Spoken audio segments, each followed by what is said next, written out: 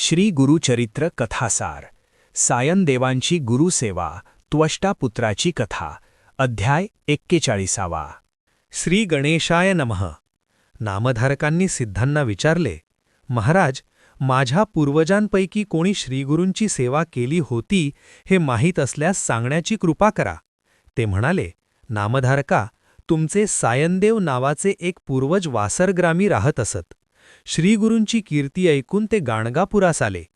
तेव्हा श्रीगुरूंनी भक्त म्हणून त्यांचा स्वीकार केला आणि तुमच्या वंशात गुरुभक्त पुरुष जन्माला येतील असा आशीर्वाद दिला. मग त्यांची आस्थेने चौकशी केली व येण्याचे कारण विचारले. ते म्हणाले, गुरुदेव, मी तुमची सेवा करण्याच्या इच्छेने इथे आलो आहे. श्रीगुरूंनी होकार दिल्यावर ते त्यांची भक्तिभावाने सेवा करू लागले. असे 3 महिने लोटले. एके दिवशी सायंकाळी श्रीगुरू सायनदेवांना घेऊन संगमावर गेले. तिथे पिंपळाखाली बसून त्यांच्याशी वार्तालाप करत असताना वादळी वाऱ्यांसह मुसळधार पाऊस पडू लागला. त्यामुळे श्रीगुरूंना थंडी वाजू लागली. 2 प्रहर उलटले तरी पाऊस वारा थांबेना. तेव्हा ते म्हणाले, सायनदेव, ही थंडी मला सहन होत नाही, म्हणून तुम्ही मठात जाऊन शेकण्यासाठी विस्तव घेऊन या, पण मार्गाने जाताना दोन्ही बाजूंना अजिबात पाहू नका. सायनदेव अंधारात गावाकडे निघाले. विजांच्या प्रकाशात मार्गक्रमण करत ते नगरद्वारी आले. तेथील रक्षकांना सर्व वृत्तांत सांगितला. त्यांनी पुष्कळसे प्रदीप्त निखारे एका पात्रात भरले आणि त्यावर आच्छादन घालून ते पात्र त्यांच्या हाती दिले. ते माघारी वळले. तेव्हा त्यांच्या मनात विचार आला, श्रीगुरूंनी मला दोन्हीकडे पाहू नका असे का सांगितले? त्या जिज्ञासेने त्यांचे मन अस्वस्थ झाले. न राहवून त्यांनी दुतर्फा पाहिले. तेव्हा दोन्हीकडे 5 फणा असलेले महानाग पाहून त्यांची बोबडीच वळली. ते प्राणभयाने सैरावैरा धावू लागले. तेव्हा ते सर्पही त्यांच्याबरोबर वेगाने जाऊ लागले. श्रीगुरूंचा धावा करत ते कसेबसे संगमावर पोहोचले. तिथे अनेक ब्राह्मण श्रीगुरूंच्या सन्मुख बसून वेदपठण करत आहेत असे दृश्य दिसले. ते जवळ गेले तेव्हा श्रीगुरू एकटेच आहेत असे दिसले. श्रीगुरूंच्या दर्शनाने सायनदेवांना धीर आला. तोपर्यंत पाऊस थांबून मेघही पांगले होते. त्यानंतर सायनदेवांनी अग्नी प्रज्वलित केला.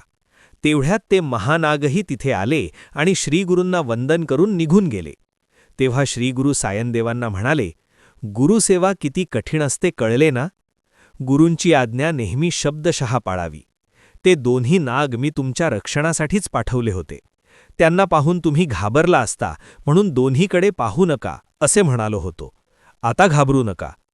तेव्हा साईदेवांनी श्रीगुरूंचे पाय धरले व म्हणाले, स्वामी, मला गुरुभक्तीविषयी काही सांगा, म्हणजे तुमची सेवा करताना माझे मन स्थिर राहील.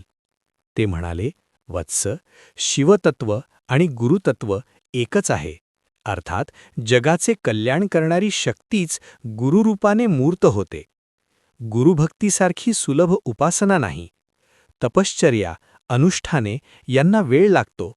यज्ञात विघ्ने उत्पन्न होतात, पण निर्मळ भावाने गुरुभक्ती करणाऱ्याला यज्ञ, तप, दाने, अनुष्ठाने या सर्वांचे फळ लवकर प्राप्त होते.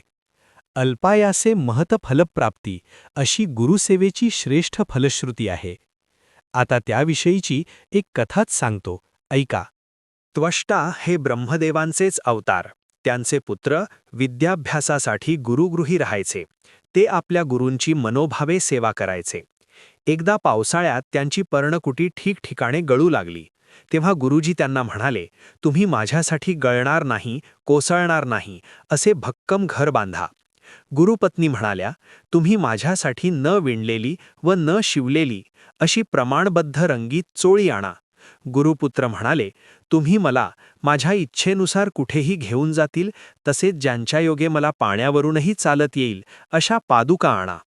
गुरुकन्या म्हणाल्या, तुम्ही माझ्यासाठी 2 कर्णभूषणे, माझ्या इच्छेने खेळण्यासाठी कुठेही येईल असे एकखांबी हस्तिदंती, नेहमी नवे दिसणारे व सर्व साधनांनी युक्त असे घरकुल आणि ज्यांना काजळी लागणार नाही व ज्यात तयार केलेले पदार्थ नेहमी गरमच राहतील अशी स्वयंपाकाची काही भांडी आणून द्या. त्यांचे म्हणणे मान्य करून त्वष्ट्यांचे पुत्र त्या वस्तू आणण्यासाठी निघाले. त्यावेळी त्यांना ह्या सर्व मागण्या कशा पूर्ण करायच्या ह्याचीच चिंता लागून राहिली होती आणि हे गुरुकार्य आपल्याकडून सिद्धीस जाणार नाही म्हणून सारखे रडू येत होते. ते आत्महत्येचा विचार करू लागले. तेवढ्यात त्यांना एक साधू भेटले. त्यांची चिंता जाणून ते साधू म्हणाले, "बाळा, काळजी करू नका. तुम्ही काशी क्षेत्री जा. ते अत्यंत प्रभावी आणि अतिप्राचीन शिवपीठ आहे. तिथे विश्वनाथांची आराधना करा. त्यांच्या कृपाप्रसादाने तुमची कार्यसिद्धी होईल." मग त्या साधूंनी त्वष्टापुत्रांना काशी क्षेत्राचे महात्म्य सांगितले. तेव्हा ते त्वष्टापुत्र म्हणाले, "महाराज, मी खूप लहान आहे. काशी कुठे आहे हेही मला माहीत नाही. मी तिथे कसा जाणार?" त्यावर ते साधू म्हणाले, "एवढेच ना, मग मीच तुम्हाला तिथे नेतो. कारण काशी यात्रा घडली नाही तर मनुष्यजन्म व्यर्थच समजावा." मग त्या साधूंनी त्यांना योग सामर्थ्याने तात्काळ काशी क्षेत्री नेले आणि तिथे स्थापन करण्यात आलेल्या शिवलिंगाचे कोणत्या क्रमाने दर्शन घ्यावे ते समजावून सांगितले. तसेच काशीच्या पंचक्रोशीतील पवित्र स्थानी जाऊन त्यांचेही दर्शन घेऊन यावे असे सांगितले. श्री गुरु चरित्र कथासार अध्याय 41 समाप्त.